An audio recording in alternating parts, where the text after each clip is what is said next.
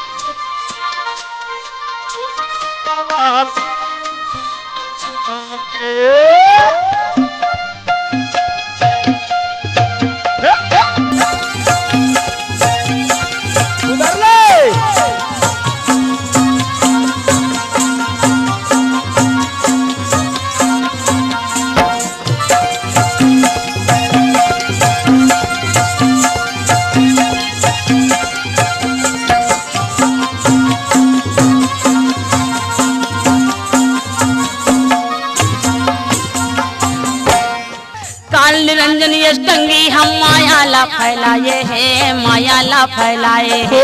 काल निरंजन अष्टंगी हम माया ला फैलाए है, माया ला फैलाए है। ये काल निरंजन अष्टंगी हम माया ला फैलाए है, माया ला फैलाए है। ओ काल निरंजन अष्टंगी हम माया ला फैलाए है, माया ला फैलाए है।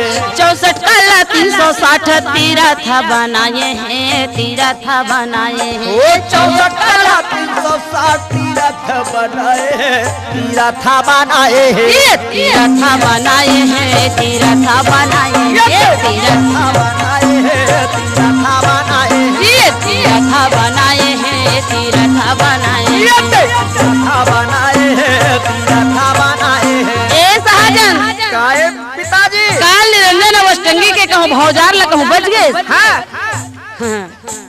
तब तो फिर तोरे राज्य रात चलेगा। ओहो, तो बड़ा और का करे है, लेकिन मुहला मुश्किल लागत हैगा। कैसे?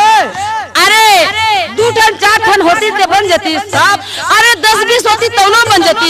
हाँ, 64 कला और 360 तीरथ बना है। ओहो, कैसे? आगू से नहीं तो पाछू से, हाँ। अगल से नहीं तो बगल से, अरे ऊपर से नहीं तो नीचे से, अत्ते घेर के रखे है। अरे कोनो डहरला मोर जाल में आवे तो ऐसे वो काल निरंजन अवस्टंगी के माया जाल में फंसे वो मृत लोग नगरी में, सारी संसार में गूठ डाले है की दे, और ओकरे भी हम जाल में आके मानव नगरी है फंसे है। ये दुनिया हा बेटा या जमा लगत है गा, ये दुनिया हा लाला या जमा लगत है जी, सबके मनैया लिए जान के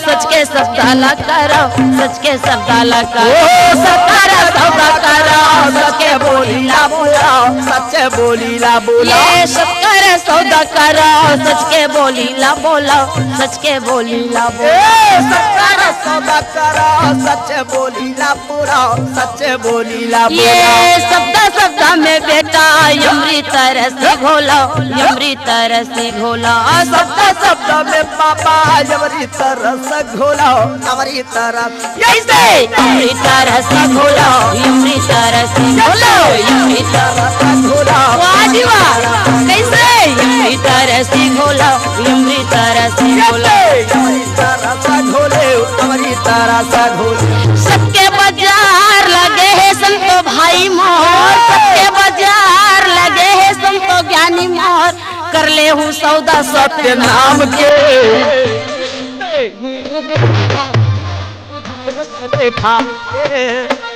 ओहो बाबा